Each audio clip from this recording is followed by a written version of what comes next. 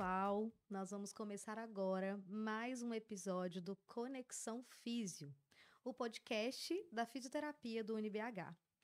Hoje eu estou muito feliz de receber aqui uma amiga de caminhada na pesquisa, no mestrado, para a gente falar de um tema de grande relevância na gerontologia, que é sobre demência em pauta. O que a gente pode fazer para reduzir o risco da ocorrência dessa condição de saúde que tem ficado cada vez mais prevalente. Natália, seja muito bem-vinda, um prazer te receber aqui. Vou deixar você se apresentar para que a gente possa fazer aqui, gente, um bate-papo, tá? Esse é o nosso formato hoje. Não queremos um formato de entrevista formal, porque é isso que a gente faz no dia a dia, né, Natália, de bater papo. Então, eu quero muito que a gente faça nesse formato aqui. Fique à vontade para se apresentar. Olá, eu sou Natália Sampaio, sou fisioterapeuta, colega da Thaís e sou especialista em gerontologia, doutoranda em ciências da reabilitação e pesquiso demência já há alguns anos. É um dos temas do meu doutorado. Então, é um assunto que eu estou sempre estudando, estou sempre pesquisando e é de muito interesse da minha parte. Agradeço muito ao convite, estou feliz de estar aqui. Bom demais. A gente já vem trabalhando juntas aí nisso, né? Em um grupo de pesquisa. E quando eu pensei em alguém para falar sobre, Natália já veio logo à minha cabeça, porque é uma pesquisadora nata, né? E para a gente começar falando de pesquisa, tudo que a gente vai comentar hoje está baseado no relatório publicado, né, pela Comissão Lancet. Então, acho que para que os nossos colegas fisioterapeutas, alunos possam entender, né, Natália? Vamos falar um pouquinho do que seria esse relatório, né? O que deixa esse relatório aí mais confiável em relação à evidência? Esse relatório é elaborado à medida que aparecem mais estudos sobre um assunto. Então, quando tem potencial para alguma mudança do que já tem bem estabelecido, eles refazem o relatório trazendo as últimas evidências. É um grupo de pesquisadores, todos muito renomados, de diferentes regiões de todo o mundo, para a gente ter uma representatividade geográfica até. Porque a gente sabe que o contexto social de cada país é diferente, de cada região do mundo. Inclusive, nesse relatório, eles questionam isso, que existem menos estudos, consideravelmente menos estudos, na América Latina. E é uma questão, a gente precisa melhorar a nossa pesquisa na demência e é o que estamos buscando mesmo, né? Trabalhar a pesquisa com pessoas com demência na nossa região para a gente falar mais das particularidades da nossa população. E isso muda muito, sem dúvida, né? O contexto em que esse idoso está inserido muda completamente até as abordagens, né? Então, o fato da gente estar se baseando aqui a nossa conversa nesse relatório aumenta a qualidade da evidência, né? Tendo em vista que isso é baseado aí em diversas realidades, como a Natália muito bem colocou. É um desafio pesquisar, né, na demência, é um grande desafio. Nós estamos vindo aí de um bom tempo nesse sentido. E acredito muito que cada vez mais a gente vai ter que refinar isso, né? De ir atrás mesmo de evidência. Eu falo que parar de excluir esses idosos, né? A gente vê muito isso, os idosos com demência geralmente são critérios de exclusão na maioria das pesquisas. E, claro, né, por uma razão óbvia, por uma questão de compreensão e tudo, mas que a gente tenha também mais estudos voltados para idosos especificamente com demência. Então, para não fugir muito do assunto aqui, vamos ao que interessa. Eu vou listar aqui os 14 fatores de risco, né? A gente tinha um relatório em 2020, não é isso, Natália? Sim, ele foi feito acho que 2017, depois 2020, agora atualizou em 2024, foi a última atualização. Isso, até 2020 eram 12 fatores, e aí agora, 2024, nós ganhamos mais 2 fatores aí. Então, a gente está falando de hipertensão, de perda auditiva, traumatismo crânioencefálico, obesidade, consumo excessivo de álcool, tabagismo, isolamento social, inatividade física, diabetes, poluição do ar, baixa acuidade visual, escolaridade, colesterol alto, aumento dos níveis de colesterol e depressão. Os 2 que foram adicionados agora nesse novo relatório de 2024 foi baixa acuidade visual e o aumento dos níveis de colesterol. E aí, Natália, assim, são muitos fatores de risco, muitos fatores de risco. E se a gente for pensar, acho que a gente pode discutir esses fatores ao longo da vida, né? Como eles poderiam ser controlados desde a infância até meia-idade e envelhecimento, né? É uma questão porque a gente pensa na demência só com a pessoa idosa. A gente não pensa que a gente poderia estar trabalhando esses fatores e prevenindo de formas diretas e indiretas ao longo de toda a vida. A demência não é uma doença, uma condição que vai acontecer só naquele momento. É uma reserva ao longo de uma vida toda e nós estamos vendo aqui esses fatores, vários deles são controláveis ou preveníveis. Então, é uma questão a gente trabalhar isso ao longo da vida para quando chegar na velhice, a gente ter uma reserva melhor e mesmo para aquelas pessoas que vão ter a demência, ela pode acontecer mais tardiamente e e ser mais leve do que aqueles pacientes que não tiveram nenhum desses cuidados ao longo da vida. Muito legal isso, porque muitas pessoas atribuem o fato de ter demência a uma questão genética, né? Ah, eu tenho uma familiar que tem demência e aí eu vou ter demência, não há nada que possa ser feito, né? Mas o relatório traz para a gente fatores modificáveis. E isso, para mim, é um presente, assim, da gente entender tudo o que eu posso fazer para mudar essa realidade, né? Eu tenho um caso na família de demência, a minha avó tem demência de Alzheimer, mas se eu controlo esses fatores e se hoje, né, com o meu filho, por exemplo, eu posso também, desde a infância, estimulá-lo a estar fora desses fatores de risco, eu posso construir uma velhice melhor também. Sem dúvida alguma. E aqui nós estamos falando desse relatório bem estabelecido com fatores de risco para demência. Mas se a gente for parar para pensar, esses fatores com certeza vão trazer mais qualidade de vida de uma forma geral para a pessoa Com idosa. certeza, com certeza. E aí vamos começar falando então, né, ao longo da vida, assim, né? Nós duas somos mães, e aí vamos pensar em como a gente poderia aqui com os nossos filhos e vocês, né, que têm filhos também, o que a gente pode fazer agora para os nossos filhos, né? Quando a gente fala assim da infância, a primeira coisa que vem na minha mente é a escolaridade. Então, Uhum. esse estímulo à escolaridade, a gente sabe que o Brasil é um país que teve uma questão muito importante de baixa escolaridade durante muitos anos e essa realidade tem mudado. Então, as pessoas que estão idosas hoje, muito provavelmente tiveram muito menos acesso à educação do que as crianças de hoje. Então, isso já é um ponto muito positivo.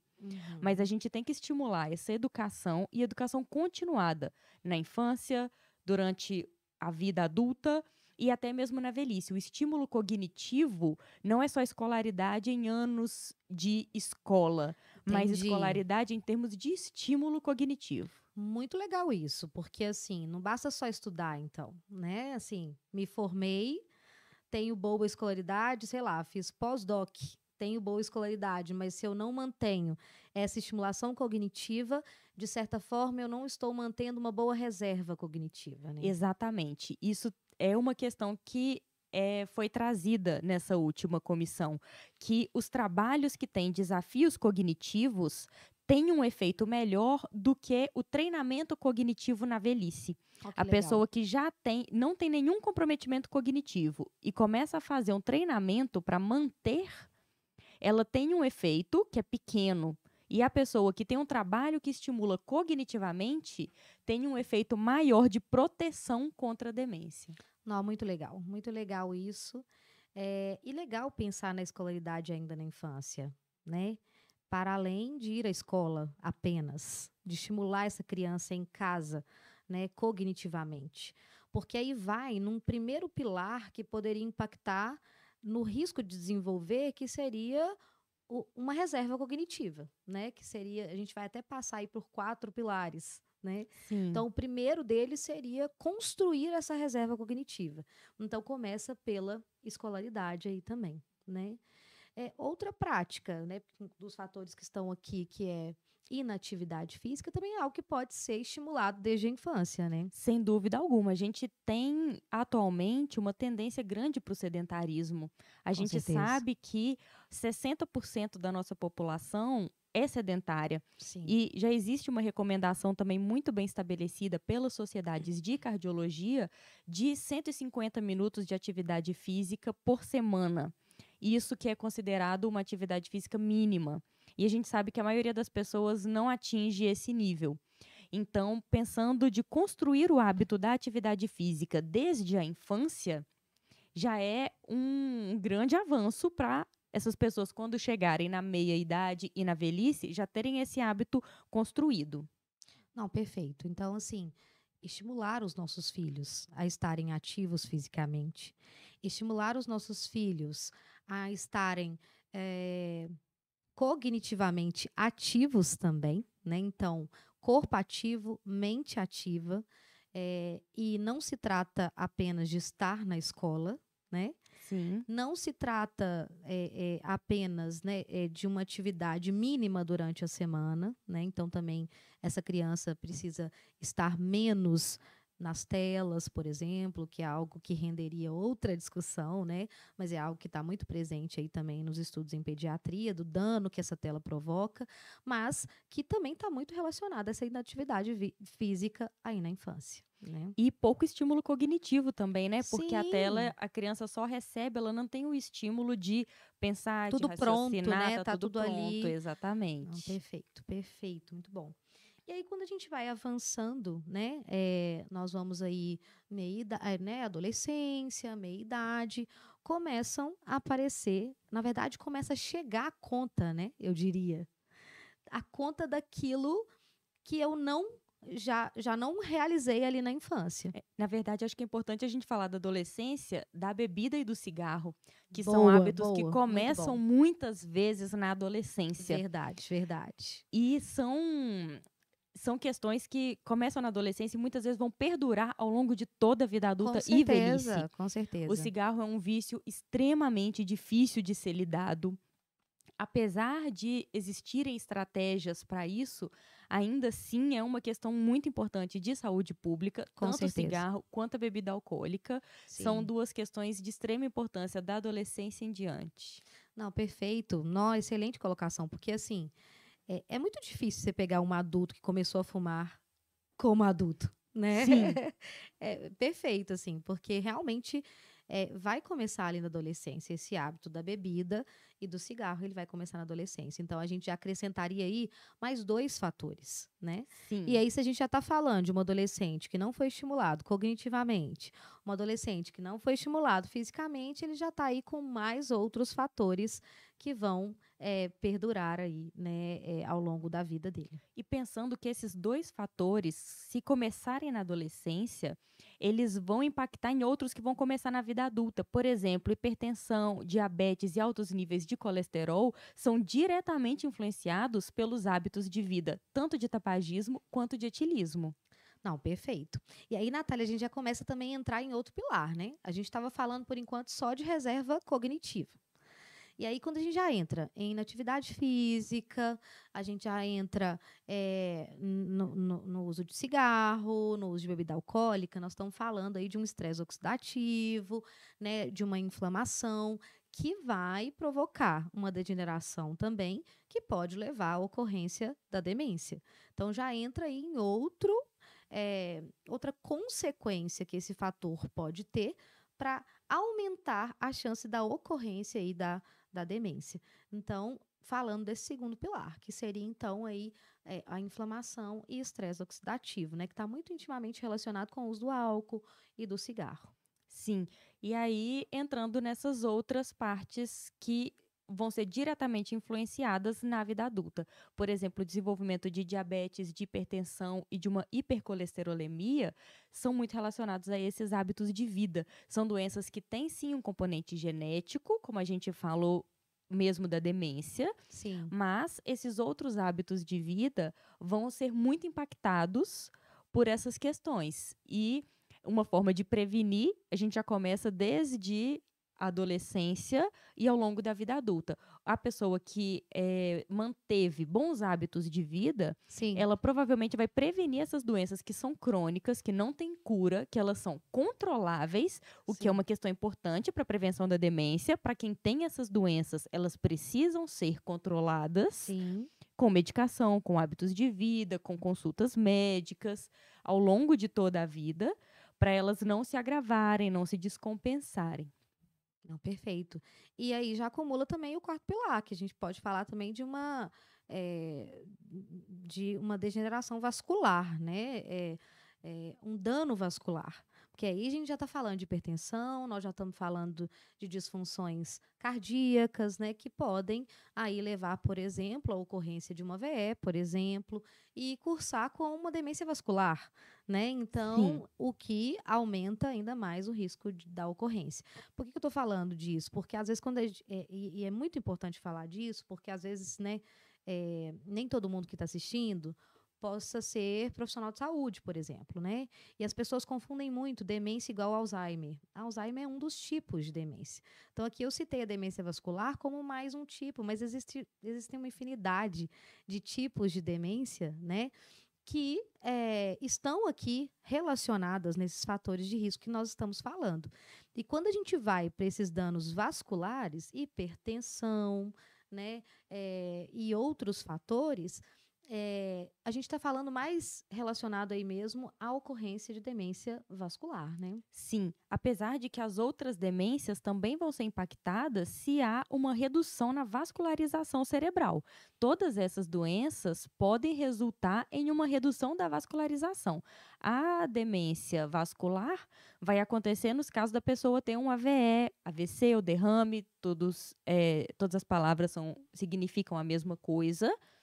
Mas essa questão vascular, que vai atingir o corpo inteiro, ela pode sim ser uma questão para outros tipos de demência também, reduzindo a vascularização do cérebro. Sim, sim. E aí chega a meia-idade, né, e envelhecimento, acho que a gente pode falar, né, junto aí. A gente tem ainda mais o acúmulo dessas questões que não foram controladas ao longo da vida, e que vão estar aí atreladas a um processo de envelhecimento, que também vai existir uma influência, né? E quando eu penso no idoso, atuando na área, a gente tem uma sobreposição de fatores, né? A multimorbidade, que é a presença aí de mais de 3 condições de saúde, nesse indivíduo, ele vai sobrepor vários fatores de risco que juntos vão aumentar esse risco da ocorrência, né, da doença.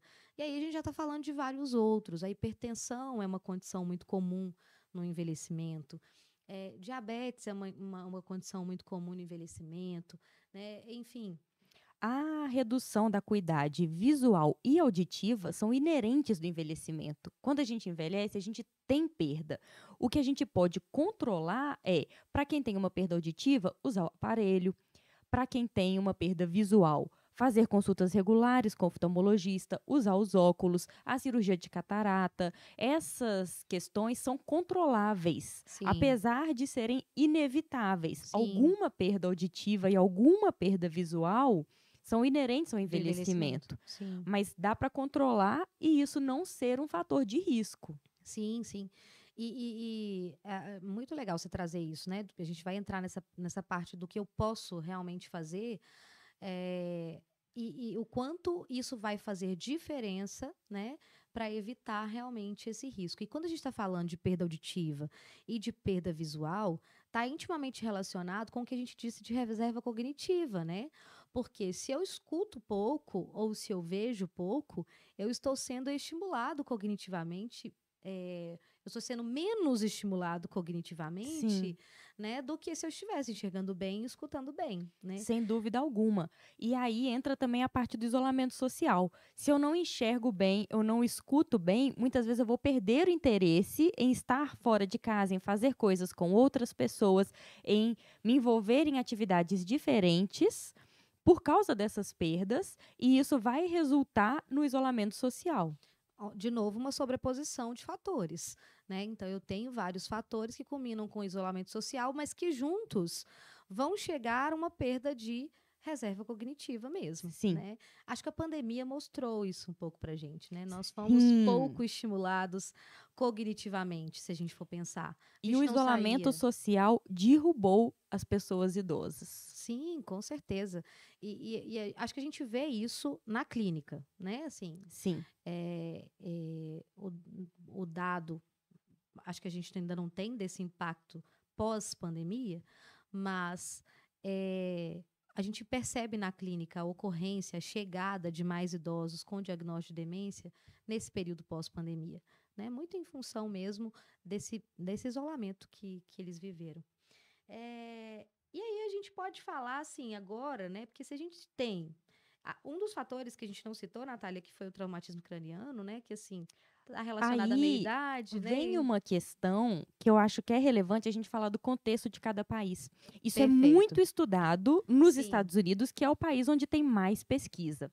Aham. E lá tem uma questão de esportes que têm impacto e que Sim. vão gerar esse traumatismo craniano. Uhum.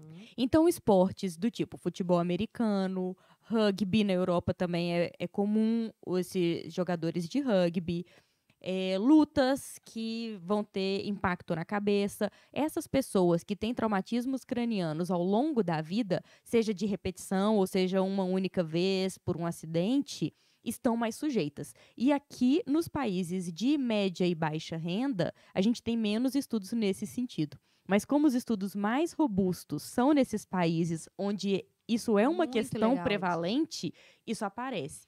Se a gente fizesse um estudo de demência só no Brasil, Talvez não provavelmente aparecesse o traumatismo. Exatamente, talvez esse fator nem Legal. apareceria. Legal demais, legal demais.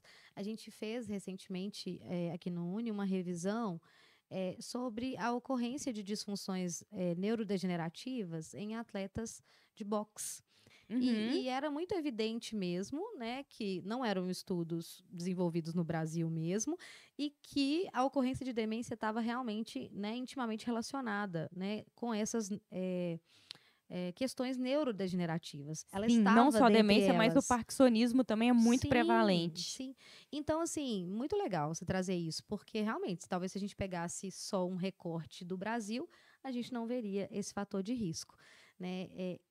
Daí a necessidade da gente entender aquilo que volta no que a gente comentou lá no início, né? Entender na nossa população quais seriam os fatores, né, que a gente poderia de fato enxergar como possíveis aí. Mas eu acho que dentre estes o traumatismo crânioencefálico seria aquele que não entraria. E aí muita gente pensa, né, que e pensando o que a gente pode fazer para controlar esses fatores, nós somos fisioterapeutas, então nós vamos falar de fisioterapia, né? Que fisioterapia é quando esse idoso já recebeu o diagnóstico, né? Quando ele. Quando ele já tem uma perda da mobilidade, que demora na doença de Alzheimer, que é a demência mais comum, Sim, os comprometimentos motores, eles são mais demorados. Os comprometimentos da memória vêm muito antes. sim. E mesmo os da memória, até que esse idoso procure uma ajuda, existe, né, um espaço e um atraso, até mesmo na chegada de uma medicação, na chegada de uma reabilitação, porque o esquecimento ele é atrelado ao processo de envelhecimento, né? Quem Sim. nunca usou a frase, nossa, tô ficando velha, tô ficando esquecida, né? Esquecimento não significa que você, né, não está relacionado somente ao processo de envelhecimento. E aí o que acontece? As pessoas acreditam que é porque está ficando velha, que está esquecida, e quando essa família busca ajuda, é quando esse idoso já está com um esquecimento muito significativo. É verdade. Quando muitas vezes ele já está em risco, né? Ele já está deixando um fogão ligado, ele já não tem mais condições, às vezes, de sair sozinho. E, às vezes, ele se resolve no esquecimento. E isso também não chega à família, né?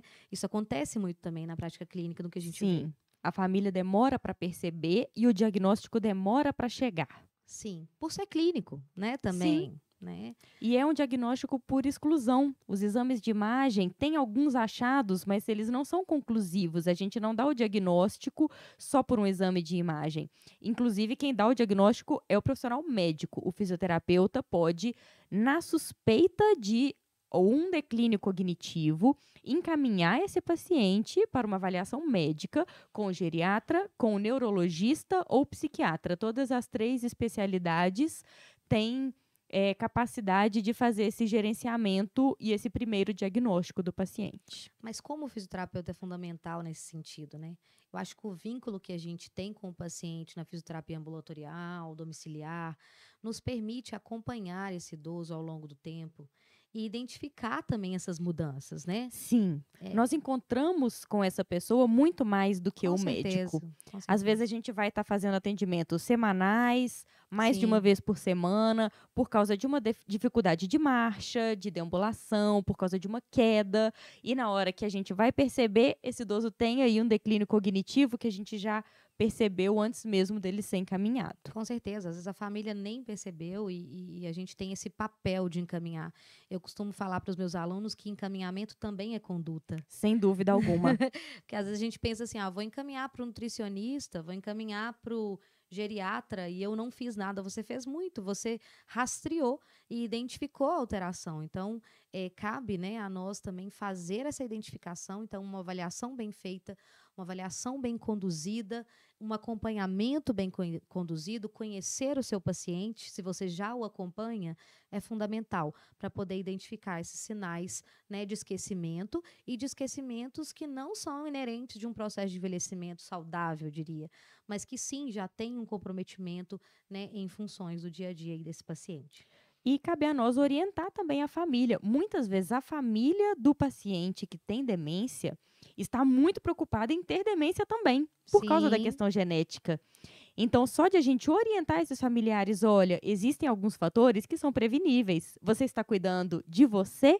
Você está cuidando dos fatores que você pode prevenir? Perfeito, perfeito, realmente. Sempre existe mesmo, né? Esse medo do familiar que já encontrou um diagnóstico. E aí, assim, gente, a fisioterapia tem muito o que fazer, né, Natália? Assim, Sempre tem, em em qualquer fase da vida. Falamos juntas, porque é muito isso, a gente acredita muito nisso. Sim, estamos alinhadas. Alinhadíssimas. Então, assim, em qualquer fase da vida, né? Seja. E eu falo que cabe a qualquer profissional que atua em qualquer área identificar isso. É verdade. Todas as áreas que estão trabalhando com pessoas idosas têm que saber identificar e orientar, mesmo que não seja o caso de uma abordagem novamente. O encaminhamento é conduta. Então, qualquer profissional que encaminhe essa pessoa para o atendimento adequado já é uma conduta excelente. Com certeza. E aí, assim, né? O que nós, como fisioterapeutas, podemos fazer, né?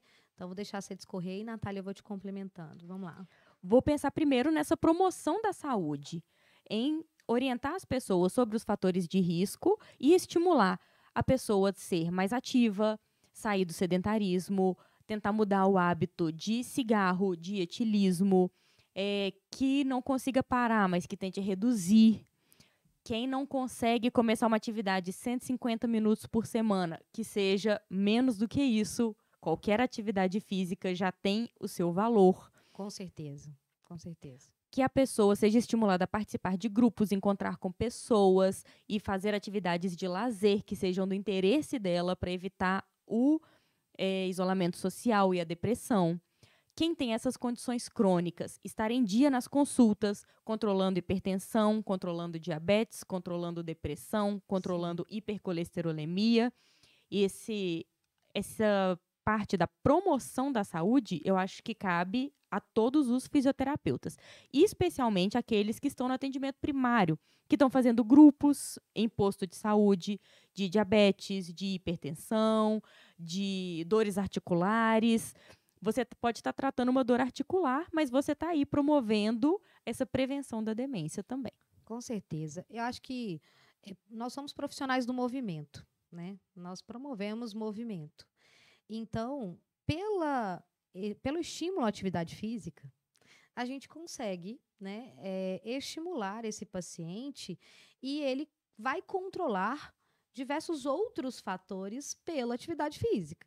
Então, nós estamos falando de uma melhora desse quadro de hipertensão, de diabetes, né? Então, ao mesmo tempo que eu tenho um conjunto de fatores que levam ao risco, o estímulo à atividade física também vai promover uma melhora em muitos dos fatores. Eu queria aproveitar o momento para fazer um jabá do meu projeto.